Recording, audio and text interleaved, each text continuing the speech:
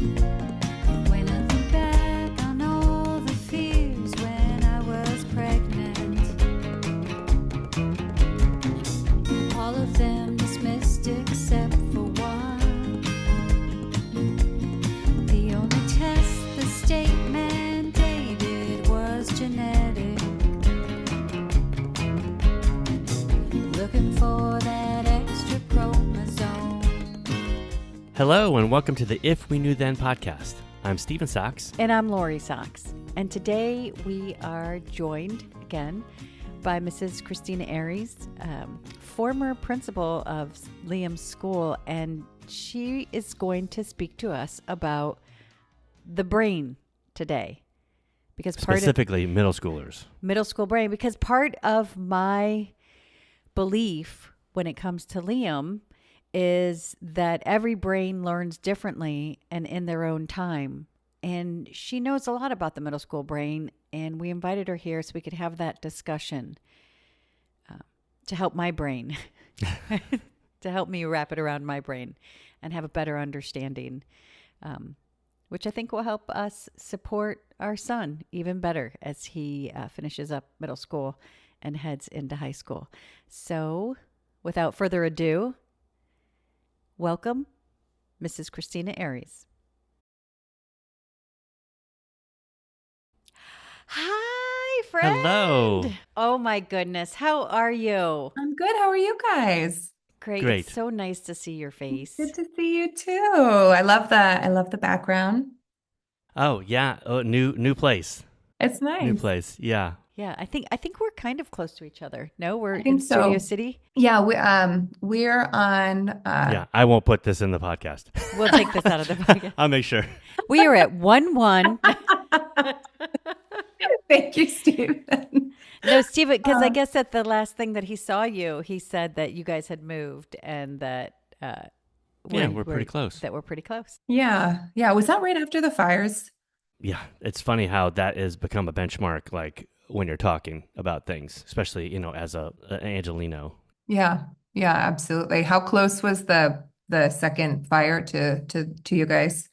Well, the two big ones we were fine. There was that one in Off Studio Ventura City. Boulevard. Yeah, that was a mile away, but they put it out really quick. It was like two homes. Yeah. Oof. It got scary because we felt pretty confident. And, when you're comforting your children, you're just like, no, we're good. We're safe. It's far away. And then all of a sudden it popped up. Everyone's looking at the app. Oh yeah. So that got scary. That is very scary. We have younger kids, but they knew what we were. I mean, Louis knew. The 5-year-old knew what was going on, and the Sunset Fire was the one that we were in the evacuation zone for that. So, Wow. Did you leave? no, we didn't. Oh, we couldn't get our car out of the garage, so we had somebody come and break our garage door down. Oh my god. Oh my There's no gosh. external exit. It's like built into a hill, so we had to. Yeah. So we did not leave, but we had a plan to leave. Well, thank goodness. Oh my gosh. Yeah. Thank goodness. Yeah. It's so nice to see you. I feel like we wanted to No. have this conversation for some time. I know. We've been talking about it since I was pregnant, right? Well, yeah. When we interviewed you the first time, we had With Dr. just kind Maureen. of glossed over it a little bit, like mentioned it, and it was like, oh, right, yeah, this particular brain and how it's functioning during middle school, and yeah, it's pretty fascinating. You did touch on it then a little. A little But bit, it's yeah. like a teaser. Like for me, I feel like it's information that would have helped me with Sophia because there's always so much pressure on education. Yeah. And, I just remember when Sophia was in middle school, she had the luxury because she's neurotypical of not understanding things because I think teachers know how it goes. Like teachers know this is what we're doing. And then like, I remember I sat down with Ms. Shea and she was like, no, we're working, just so you know, we're working on the paragraph, but then we're going to continue to work on it here. And I didn't realize that skills are introduced in elementary school, then they're reintroduced in middle school, and then they're reintroduced in high school and hopefully solidified then.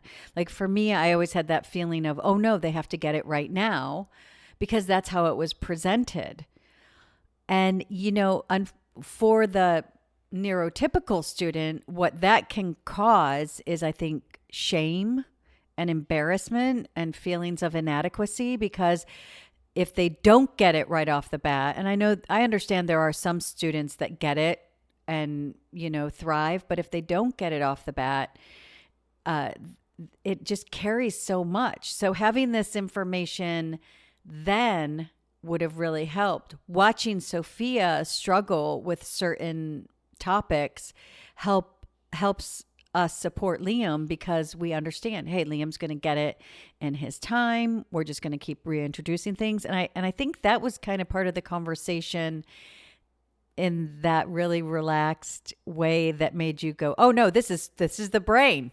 And I was just like, and much like Sophia, Liam, will get some things right away, and then some things later. And Sophia, the same thing. There was things she got right away, but the things we kind of went, oh, and yeah, she did have a point where she was like, yeah, I finally got it. Like a little shameful, a little It's self-conscious. amazing, Lori and Stephen, because you just like in that brief introduction, you just touched on like 4 different things I want to kind of dive deep into. let's go. Yeah. And so one is like the first one, I think the one that's like most important and the place where I really want to start is like the fear that surrounds the middle school years, right? And I think what often happens, like when we talk about middle school, parents go in with a lot of fear, and educators are afraid that parents are approaching those years with fear. And so what you see happen is that schools don't want to design themselves to meet the needs that, like, neurologically, like the cognitive changes that we know middle schoolers are going to go through, because they know that the parental response so often is fear of like, oh, my little sweet baby is growing hair in weird places and like doesn't want to hang out with me anymore. And so there's all of this fear around it. But what happens is that schools, they try to be extension of elementary school, because that's a time that parents, I think, like have these really nostalgic thoughts about. And it's like, oh, we'll just hang on for as long as we can. And what we end up doing is like suppressing or like resisting what's actually very natural for teenagers. And like naturally what's happening in the brain is happening, it's intentional. And if you design a school or design any kind of a learning experience, like design a family experience around what middle schoolers are like primed to be excited about, what they're primed to get invested in, it can be a really joyful time. And so I wanted to start with like, what are the cognitive changes? And then how can we like enjoy this time together? Because I was a middle school teacher for 12 years and I loved teaching middle school. There's no grade, there's like no band of years where kids are like more invested in justice and fairness and like innovative thinkers. And so it's actually, I think if you do it right, it is just such an enjoyable time with kids. Well, yeah, let's start there. Do you want to go over the 4 points that you have, and then we'll go, and then you can go back and visit each one? Yeah, okay. absolutely. So I thought we could start just talking about like what is happening to the brain. And there is a researcher who I love. His name is Dr. Daniel Siegel, and he starts with this idea of the oatmeal house. And he helps us he uses the oatmeal house to help us understand why neurologically what's happening with kids is happening. And the idea is like, if your kid wakes up every day and that like warm oatmeal that you make them for breakfast is there, and their laundry is folded and clean, and their backpack is packed and like ready for school, and you drive them to school, like kids have no impetus to ever move beyond the comfort of that like home that we create for them, right? So what happens neurologically is there are these major shifts, and there are 4 that I want to share. So there are 4 big shifts that happen to a kid's brain, and it really is different, right? Like it's like girls tend to be a little earlier, boys tend to be a little later, but there's such a spectrum of when it happens for kids. And what it is encouraging them to do is break out of this like very comfortable oatmeal home that, like, let's face it, we would all stay in, especially right now, for just the rest of our lives. Like, oh, someone's going to make me breakfast and drive me to work, I'll stay. It encourages us to break out of that and move towards social connections with peers. And that was like evolutionarily, that was a biological mechanism for safety, right? You had to connect with other, like we're thinking like way, way back to hunter-gatherer times, you had to make connections socially with like other peers in the tribe because that was going to be your safety long term. So Daniel Siegel uses this framework called the essence of adolescence. And there are four big changes that we see. One is the emotional spark. And this is like that passion that kids have. And what's happening in the brain is that the limbic system is really highly active. And that's the emotion processing center. So there's this increasing intensity of emotions, and that can be anger. It can be like the tears that come on very quickly in middle schoolers. And there's also like a change in dopamine in the brain. And so this leads to really high emotional highs and really low emotional lows. And that manifests differently for different kids. But what it looks like is like middle schoolers have this incredible ability to be like very, very passionate and intense and like motivated when something resonates with them. And I love that you brought up the idea that like Sophia learned certain things very quickly, and Liam has learned certain things very quickly. And I'll talk about this later. But what a teacher can do is like activate what kids are interested in. And if they use, an interest area, something that a lot of students in the room are like deeply invested in, if they use that as a channel for teaching skills, kids are going to pick up on it much more quickly because they have this ability to focus intensely on what they're passionate about because of what's happening in their limbic system. So those learning experiences that are really emotionally charged because of dopamine or because of their like emotional connection, those actually can be leveraged for really deep learning. So you might do something the first time and remember it because there's this emotional connection to learning the skill or to reading the book that you never forget. And I wonder if you asked, like Sophia is maybe like a little bit further removed now from those middle school years, but I wonder if you asked her if like there's a book that she remembers or a lesson that she remembers. And I would imagine if you dug into it, there's probably like an emotional attachment to something that she was really invested in at the time. I think there was but we were just talking about some of the books she read because I believe something Liam's reading Hmm. is something that she had to read, Yeah. and she does have certain books that like just really stick out to her. Yeah. Yeah. Yeah. And educators can leverage that. And I think we can leverage that as parents as well. It's like if you have content that is really emotionally engaging, that can improve the learning for kids. And as parents, it's the challenge, and it's not so dissimilar with a 5-year-old, honestly. But the challenge is like how do we move through those big emotions in a way that's like really curious? Like, hey, you are feeling something, like what's going on? What and like I think embrace it with curiosity as opposed to the fear that can come out, right? The fear that we're like making a mistake or doing something wrong. And so like just remaining really curious about the brain, about like what the emotional experience is. You mentioned making a mistake because I feel like there's a lot of pressure Yeah. to not make mistakes, but we all know that that's how we learn. That's how we see. But I see it, I mean, especially when we're talking about Sophia, I see that there's, just because we have conversations, she has such a pressure to get it right. Mm-hmm. And then I do see it with Liam, but in a different way. He'll just shut down or he'll say, I don't know. Mm-hmm. And, it's hard, like, when dealing with, supporting Liam because he has expressive challenges, I feel like a lot of that happens and it'll get past him. And the way he handles that, he's absorbing everything that's around him. He's having the same emotions everybody else is having, but it's just this, I don't know. And that if you say it to me, I know that that's a signal word, but if you say that at school, it's a whole different reflection on who he is and what he's able to do. Absolutely. And I'm glad you brought that up because my 7 pages of notes is longer now, but this is something that I kind of I wanted to share this towards the end, and we can cycle back also. But I had highlighted 2 different mindsets as middle school parents, as middle school educators that we really have to hold close.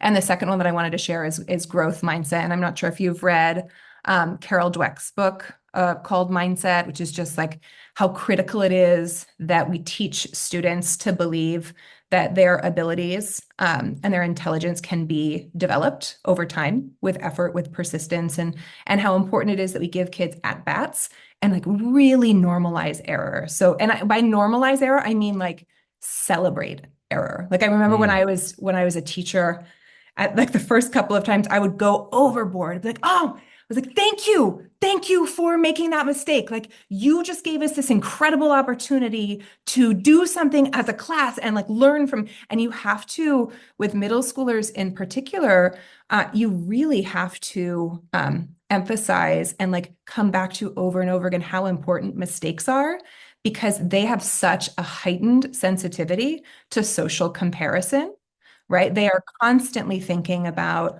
oh, well, I got that wrong and she got that. Oh, the teacher always calls on this one person because they know they have the right answer and they don't call on me because, and it really feels like a personal reflection of your intelligence.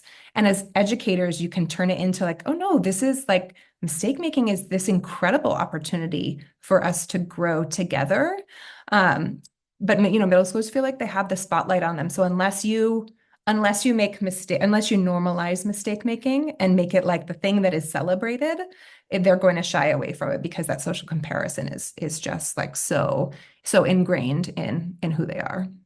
That's such a great insight. It's just like a aha moment into the fact that Sophia was in middle school during COVID, so she was home. So they didn't really highlight mistakes. I mean, just doing the work, I think everybody was focused on just like school was just a place where they Zoomed and they saw and they could socialize. But I remember this, it wasn't the same schoolwork wise. And that has definitely transpired into post-COVID, post-middle school. There were no mistakes in middle school, of course, and there was no celebrating mistakes. She has a huge pressure on herself to not make mistakes. And then I also see that. And the one thing I love about Liam having an older sister is because I think it's changed what we know about Liam, because we see, that they're so similar. And I think that because Liam is not given the opportunity, like that's written into his IEP, let him fail. And I don't and when I think it's only happened like once or twice in the last 3 years, and probably since kindergarten, that where he's been able to fail and experience and learn. I think the first time it was a negative, but then like letting him not know what to do. And but I see it definitely not having the ability to make a mistake or find a different way or not get it right the first time really hampers their ability to take chances and be open to learning, because there's that, I see the pressure in him. I see him shut down and just go, I don't know. And like, I don't know isn't like, oh, I don't know. It's like curiosity. It's like, I don't know. Yeah. And the problem is we don't know what he doesn't know. It's like, so it's funny that it's interesting that you would say that, because I definitely see it become a part of both of their, makeup, both of their makeup. What's at their foundation is, I need to be okay with, because that makes you an adult that doesn't want to make mistakes. And I feel like in the Down syndrome community, there's a lot of like, it's okay. Everybody's a winner. It's okay. You're good for just trying. And it's like, that's partly true. Yeah. But there has to be, you're good for, thanks for trying. Let's try it this way now. Let's see what happens this way. Absolutely. And more of a push and a foundation. Yeah. No, everyone deserves that. And especially middle schoolers, because you get, and this is true for adults too, like really effortful. If you do something that's really hard and you do it, like you do it and it's done, we get dopamine rushes from that, right? Like think about those those things where you like nod it, you're like, oh man, this is going to be really hard. I'm going to do it anyway. I'm like, I don't want to do this thing. And then you do it. And when on the other side, you feel like your brain gets a little bit of that, like, just like happy chemical. And that is true for kids. It's true for adults.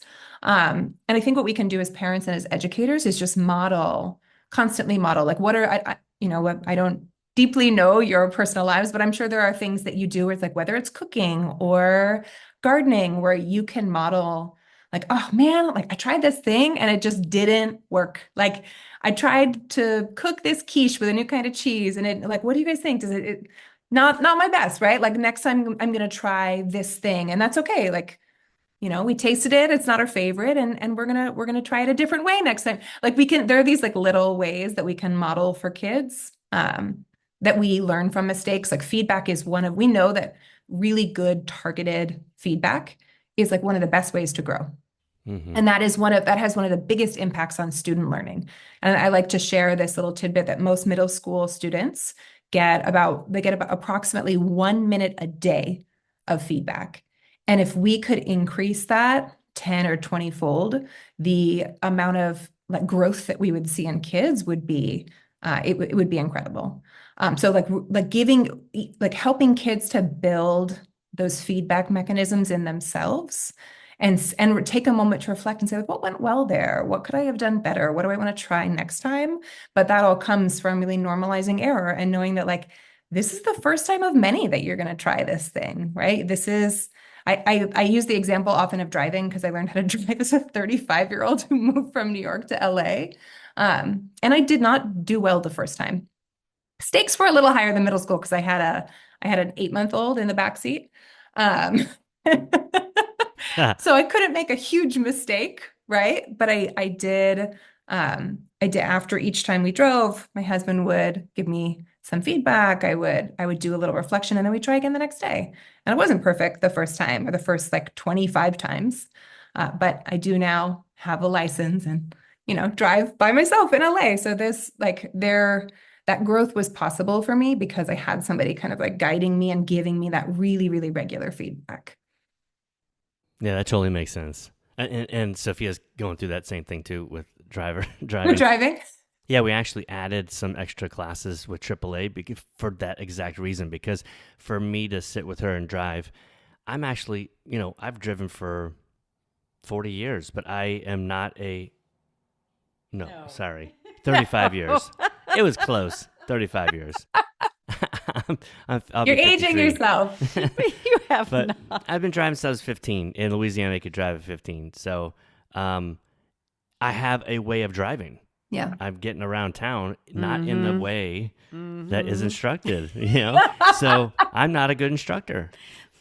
So let's have someone that can really give her feedback, correct feedback and how to do that in a positive way. I think the point is we can all give feedback. And I think it's just a full circle thing. I mean, I don't think feedback has to be perfect. Feedback can be, hey, great try. Or yeah, maybe that didn't work. Or, this works for me. Like you don't have to be a professional because absolutely part of our conversation, the reason I want to have this is because as parents of an individual or if you're a caregiver, an individual who has Down syndrome or a disability, anything cognitive, anything where, they require supports. A lot of times you're just told no and things are put in boxes and everything has so much weight to it. And this conversation is to normalize and neutralize a lot of those beliefs because everybody, including you right now, is going through the same thing. Like everybody went through the same thing. Everybody's brain is developing, even if there's like a delay in the cognitive expression or whatever it is. This is just to understand, like, these are the ways. What about if we just didn't listen to what people told us about our child's ability? What if we approached it with more of a curiosity? Yes. And we gave input and we made it enjoyable and we understood the emotional part and we knew that like, hey, right now we're going to go over the multiplication tables. And yeah, we went over them in elementary school. Now we're going to go over them. But you know what? You're going to get those again in high school. So the truth is we're always learning. And I think that message gets lost. And I think it gets lost because of the pressures that you were saying, like of teachers to kind of meet the bar of what other parents, where the parents want them to be. So because that happens, then in special education, it really gets lost. Because I was just talking to someone, I was like, they see my son in their classroom and they're like, wait, is this a I you know Hmm. is this a classroom where is my son not smart? And it's just like, no, it's Oh, not about a that. parent would see that. Yeah, a neurotypical, like we've had that was that was even Other in parents. elementary school. Yeah, and I was like, elementary school, kindergarten, really? Okay. But it's just like, but none of that matters. This is like we are all on the same journey, and our children's brains are having these are the developmental things that are happening to their brain in conjunction with whatever like delay or support they need because of the extra chromosome. But this is insight into this is actually the brain, Yeah. right? And I Yeah. think when we have that information, it just really takes away a lot of stereotypes. It takes away a lot of pressure. It takes away a lot of the judgment and the fears and all of those things for anyone, whether your child be neurotypical or if your child needs supports, and that's why I think this conversation is so important. Yeah, and I can share this is not my best transition. I apologize, but you guys are good editors. But I want to share the second like the second major shift that we see because I think it's one that can be really scary for parents because it's the one that leads your kid kind of like away from you and towards peers. So we often see kids turning away from parents towards peers, and that is a cognitive change that's happening, right? So like middle schoolers, they crave connection because they prioritize those social connections. And that is, I mentioned this earlier, but that's a survival mechanism, right? Like your survival historically was dependent on belonging to a group. And so like later in life, we see like similar things happen with women when they're pregnant. Right. So the hormones, the like pheromones that you're attracted to when you are like mating with someone, it's a terrible phrase. I apologize.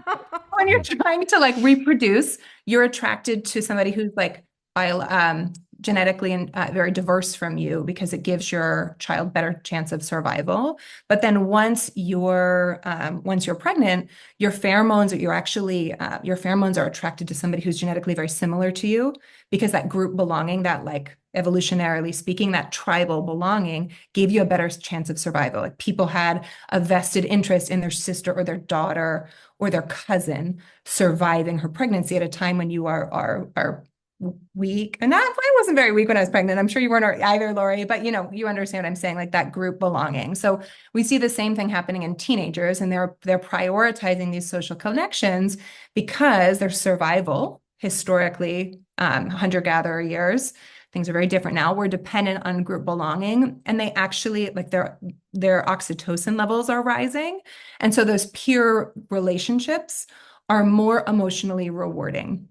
And it can get dangerous now with social media and with technology because they're also getting those oxytocin bumps every time they get a text message or every time they get a like on, I don't know, what is it? Is it TikTok now? Like whatever the thing Instagram, is yeah. now, then I can't keep up with because I'm not a middle school teacher anymore. Signal, I don't know. So that they get those, Signal. I don't even know what Signal is. Me neither. I already showed but my they age. get I'll show those, it again.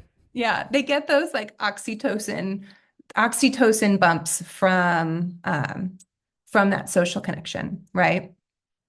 And I think what this means for middle schoolers is two things. One, they are like so attuned to belonging and connected to that, really attuned to fairness and justice. And so they are, because they are looking constantly at their peers, they notice whose hand is in the air. They notice who gets called on.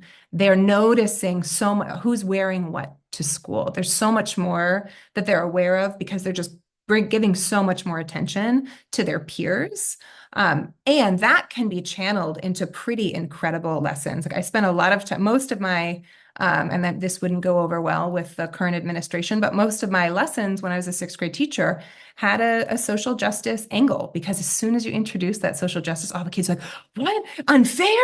No, we can't have unfairness in our system. And that would be the immediate emotional connection. And it also is where that social learning is really effective. So if you set up your classroom so that peers, there is like, you center peer discussion, you center Socratic seminar, you center group work, and it's structured and it's scaffolded up to, right? Because kids don't immediately know how to talk to each other in a Socratic seminar. They need guidance. Those are the high impact strategies, because kids want to be in the group. They want to be showing off to their peers. They want to be learning in this collective. They're much less interested in what you as the teacher have to say, or as what we as parents have to say. It is just less interesting. They don't get the same oxytocin to their brain, and so they are really invested in those social circles. And that's why we, like, as middle school teachers, we try to bring in a lot of the like social learning opportunities. And that's my cue for a plug for inclusion. And that's why inclusion is so important, because it makes a difference. Like, you gave all the reasons that inclusion is good for your brain.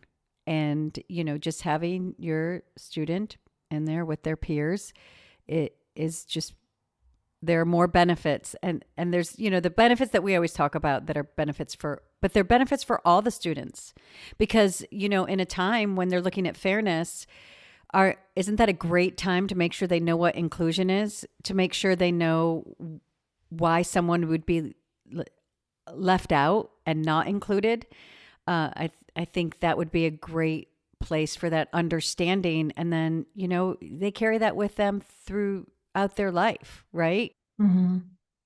And their peers means everyone in the community, everyone in the school. All the students. Yeah, but all the students, because it's so important. It is. It's really important. And I feel like, we have other conversations about inclusion and, the benefits on both sides, but that's like it, just knowing that it's your brain, just knowing that it's registering in the brain. And I think that any student who's settled in a time of fairness, if they had any inkling that, hey, their classmate, would have been actually had to fight for their place in that classroom, if they're in the classroom, right?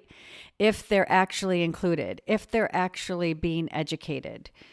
And I think I can only imagine what that would spark in a curious, teenager who is settled on fairness and having that part of their brain open up. Mm-hmm. And I love that you say that, Lori, because we often focus so much on like negative peer. Like, we talk to kids about peer pressure, right? Peer pressure is ubiquitous. Everyone talks about peer pressure. And I think it gives kids the sense that like peer engagement is only negative. And there's so much, I think we need to really like reframe and talk about the positive impact of peer engagement. Because I think if we send kids in with just this like fear of, well, don't do what your peers are, don't learn from your peers, we turn off that curiosity. And we need to like turn it up and reframe it so that it's not peer pressure is bad, but peer influence is really positive. And because of other things happening that we're going to talk about next, like, people will make mistakes, and there are going to be, there are going to be things that kids do that are like huge mistakes that we'll learn from as a community. But I think what we often see is that, especially with parents, like something big happens on campus and everyone's on the attack. It's like, well, this kid messed up. He's going to pressure my kid to do bad things. Let's get him out of here. As opposed to the inverse, right? Of like, wow, that was a mistake. Like, let's all learn from that as a community. What can we do? Like, how can we help you be better? Like, we have the power of peer influence on our side. Like, how can we support you in restoring this mistake that you made? It does. It's like the trickle effect, because first of all, you were saying about peer pressure and kids learning from. We can say don't learn from your peers, but they learn from their peers. And then what's that message that we're sending? That's what I have to say on that. But when you think about it, yeah, like the parents' reaction from TK up is get that student out, because what is that going to do to my student? And then you see all that does is breed fear in your student. Yeah. That makes your student very afraid of somebody who could make a mistake, someone's mistakes, but also then afraid of their mistakes. Absolutely. And as parents too, it makes you afraid. Like when you're my kid, I won't give the example, but and obviously my kid goes to a school where I am a leader, but my kid told me that he did something this week and I was a very harsh version of myself. He like cried and asked me to stop using mean mama voice. Like because I knew, I'm like, oh gosh, other parents are gonna talk about that and the teachers. And so it was interesting to sit later, like bedtime when I had quiet. I'm like, oh wow, I just reacted out of fear because I was afraid that my kid was going to be perceived as a bad kid. He's in kindergarten. But I hear that at the birthday parties, you hear like, have you heard about this kid or this, you hear it starting and it's not normalized mistake making, right? It is very accusatory and pointed for 5-year-olds or babies. We talk about this like hunter-gatherer time and tribal stuff. I mean, where's the facet of, outcasting, scapegoating different people so that you feel more confident? Because that's kind of where I feel like a lot of the little talk comes from. Yeah, I think that that othering is something that is so prevalent in our society today. And that was like that would have just been like there would have been like tribal othering in the hunter-gatherer times. But we do like socially, we're social beings, right? And we want to belong to our in-group. And so that's why we have things like racism. That's why we have like mass hysteria about someone with a different gender identity or somebody who's LGBTQIA plus, right? That's why there's all this othering in society, is because we are so afraid of the thing that is unlike us. And the amount of it that's rooted in fear is, I think most of the othering that we see in society today is fear-based othering. And especially with I find like with disability, like you just named a few marginalized groups that everybody's fully aware of, and fully aware of the othering, fully aware of both sides of where, you know what I mean? Like we know all those conversations.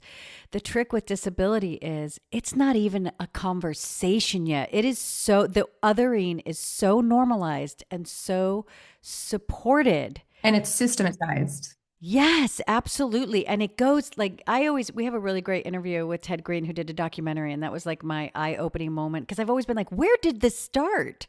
Where did this start? Cause I know my child, this started from something. What was the thing that made this into being? And, it was just trying to eliminate a certain group from society because they weren't deemed to be as productive when production and value was based upon like how many, whatever you could do. The Industrial Revolution. But I look at my son and he I'm like, he has so many qualities that are missing from the world today.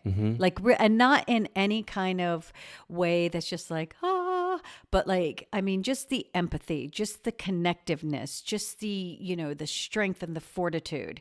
And I spent a day with him and I'm like, gosh, this is really what's missing from the world right now. Well, it used to be my son has a place in the world. Like people would get to that place. Well, I know he has a place in the classroom. I know he has a place, or she has a place in the world. But our son not only has a place. I mean, he is someone that many people would aspire to be.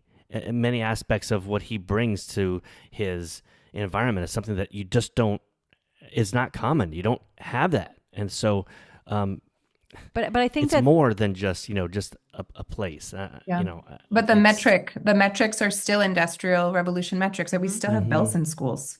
That is, if you look at, and because we talk about things being systematized and the like tracking, I would even argue that and this is not popular, but even the idea that we have grades for not written grades, but like first grade, second grade, third grade, as opposed to a competency-based learning structure where you move forward in different skills when you're ready to move forward in those skills, right? That is when we talk about how we learn as adults, we learn in a world where we can choose our learning path.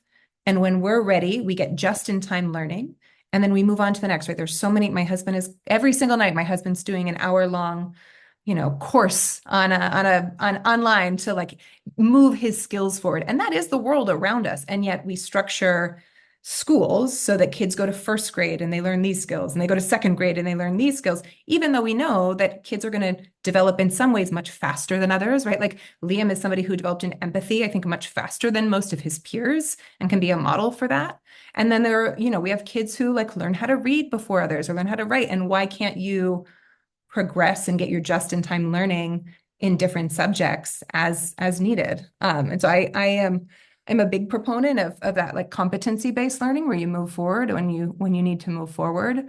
But the like needing to package kids by birth date into a certain year that is a structured system that came out of the Industrial Revolution. The stupid Industrial Revolution.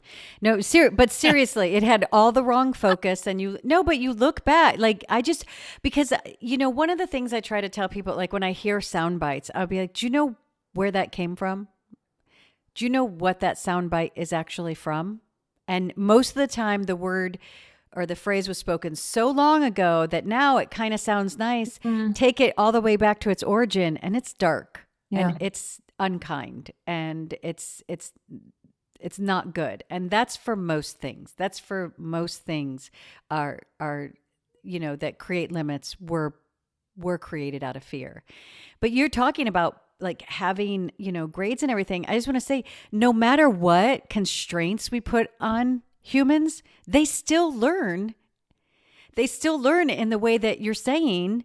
But if you're Liam, who there's a spotlight on what there's more pressure. That's so weird. There's no expectation, but tons of pressure, right? Because like our daughter finally learned to really understand and write a paragraph her junior year of high school, like really, like independently, be confident, like a well-written, interesting, but also have that excitement of knowing and understanding. And it wasn't just like somebody judging and somebody like, kind of just putting things out, like maybe you'll get it. And because sometimes teachers in some institutions relish on what they know, not if you learn it.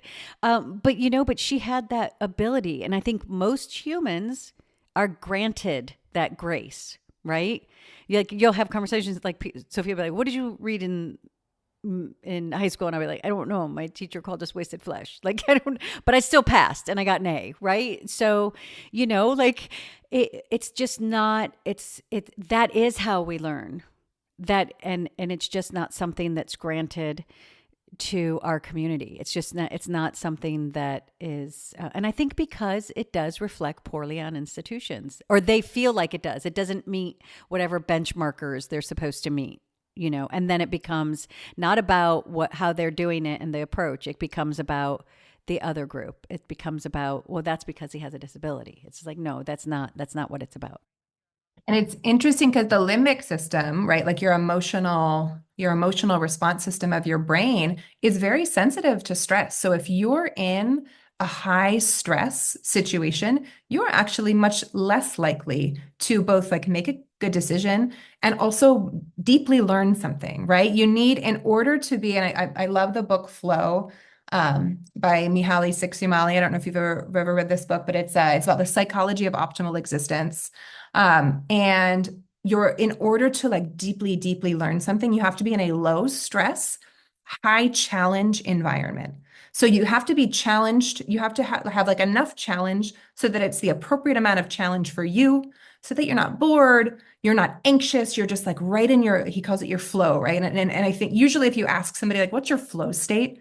What is that state where time just, like all of a sudden an hour is gone? You're like, oh, wow, I can't believe that hour's over. That's that flow state where you've got like just the right amount of challenge.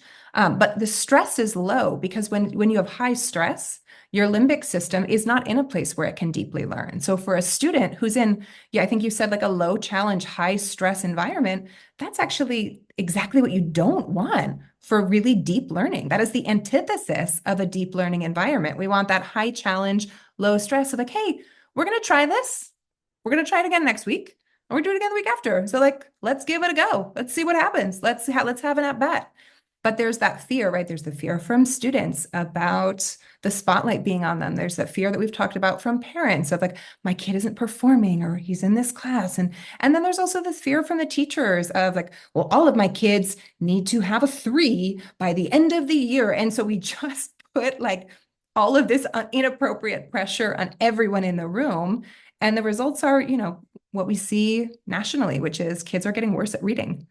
Right, our national report card just came out, and over the last couple of years, our kids have become like less skilled because we aren't setting kids up to be successful. We're not setting anyone up to be successful. You were saying that maybe I'm a good editor and I can like transition you, but you're doing a great job transitioning, by the way. Yeah, just so you that's know. Thanks, Stephen. I was thinking too, the way school is set up is with grades where it's not coincidental that in 12th grade people are turning 18 to be legal. Like it's kind of set up where, maybe at first this is kind of a way for kids to be out of the house while the parents work or, do other things. And now, and then, well, okay, well, you're on your own and you can go on to the next level. And that's broken up in such a way that works for somebody. Yeah. But just not everyone. That's such a big conversation though about how we treat like, and this can go into like this total side conversation bar about like, like with every human that is from TK to graduating, is that there's a certain amount of empathy we have and everybody's cute when they're in elementary school. And then in middle school, it's like, middle school. And then in high school, and as they start to mature, that like, but they have, you have all these like levels of needs. You have levels of mental health and mental wellness. You have struggles at home. You have financial, you have all of these things that like we say we put little supports in place, and hopefully there's conversations that are had and that are supports. But then when you're 18, you're just in the world, and every support, every empathy, every conversation, and adults that have been in the world look at you and think, well, you should know, because for some reason they think that they knew, but they didn't. Like I didn't, but and then it's like, it's so unfair.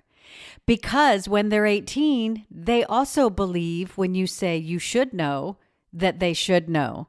And all that like understanding that existed when they were in the 10th or 11th grade and the conversations with the counselors and those things are gone, and this goes neurotypical and, with somebody with an IEP or a learning difference is like, no matter what, like they get to be a certain age and then the world isn't nice. So that world, like in Liam's case, the world that only wanted to hug him, now they're like, why does this adult hug me? Right? It's like, right? The one that didn't want to educate him, they're like, oh gosh, that guy's taking, if you've advocated. And then when your student gets old enough, they've self-advocated and have a job that actually pays a fair wage and not in pizza. The world is not like, they're like, well, why is that taking longer? It's like, well, should I come to your job and see how fast you are? It's like and I think that's a side. It's just it's a broken system that that I think it feels very isolating, but we're all struggling to get through. And I always bring it back to like who I think our listener is. And I think that like it gives insight to the fact that, it's not just our child, but other people can hide it better. Like we can hide it until we get it. Like we can be like, I don't know what I'm doing. I'm messing up. Don't tell mom I wrecked the car. My room is a mess. There's French fries under my front seat. And then when we're 23, we got a job at entry level and we're like, oh, wait, this is what I love. And then you start to learn. And then you get your jam around 25 or 28, whatever. But we can do that, right? Yeah. And but on average, the brain on average, right? But the brain doesn't develop until you're 24. So, Stephen, what you said was interesting. It's like we've structured school to be optimal for society, right? By 18, like, yeah, we could probably get you out of the house, or at least you could get someplace on your own, right? So like go do your own thing. It's not structured for learning. I think that's a good place to stop. Yeah. So we got the chance to dig into emotional spark and the power of passion and social engagement, this idea that kids need that social connection. And the next time we'll talk a little bit about novelty seeking. So you're where students want to pursue new experiences and really get some dopamine hits, and also the creative exploration and innovation that comes with the middle school years. I'm looking forward to those because I need to understand the dopamine and how that's affecting, both Sophia and Liam. So I'm going to look forward to picking back up on points 3 and 4 next time. Yes. Thank you so much. Take care, guys. Bye. Bye-bye.